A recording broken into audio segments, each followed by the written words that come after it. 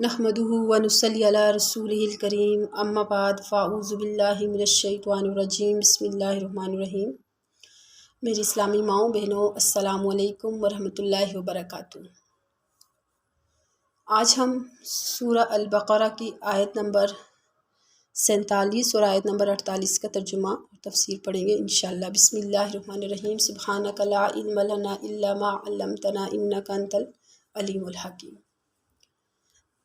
یا بنی اسرائیل اذکروا نعمتی التی انعمت علیکم وانی فضلتکم علی العالمین۔ یا بنی اسرائیل، اے بنی اسرائیل، اے اولاد یعقوب علیہ السلام، اذکروا، تم یاد کرو، نعمتی، میری نعمت،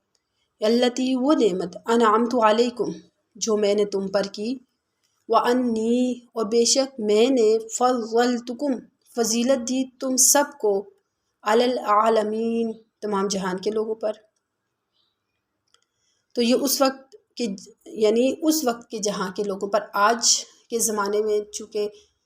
تمام امت پر فوقیت جو ہے وہ امت محمدیہ کو ہے، کہ یہ اس وقت کے اس زمانے کے جہان والوں پر۔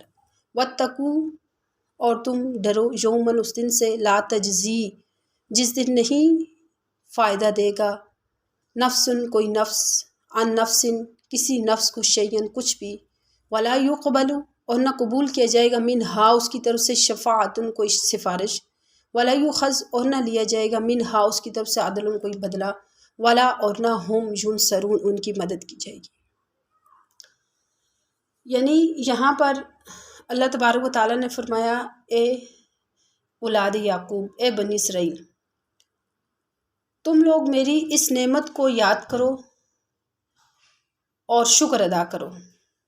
جو میں نے تم کو انعام میں دی تھی، اور اس بات کو یاد کرو کہ میں نے تم کو خاص برتاؤ میں تمام دنیا جہاں والوں پر فوقیت دی۔ اور ایک ترجمہ یہ بھی ہو سکتا ہے کہ میں نے تم کو ایک بڑے حصہ مخلوق پر فوقیت دی، یعنی ایک مخلوق کے بڑے حصے پر میں نے تم کو فوقیت دی، مثلا اس زمانے کے لوگوں پر۔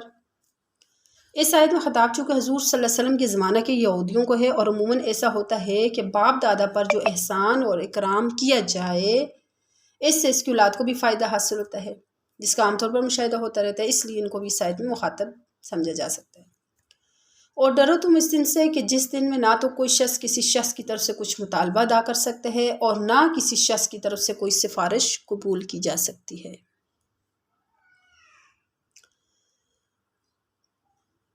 اور نہ کسی شخص کی طرف سے، وَلَا يُقْبَلُ مِنْهَا شَفَاعَةٌ، سفارش قبول کی جا سکتی ہے، جبکہ خود اس شخص میں ایمان نہ ہو جس کی سفارش کرتا ہے، اور نہ کسی شخص کی طرف سے کوئی معاوضہ لیا جائے گا،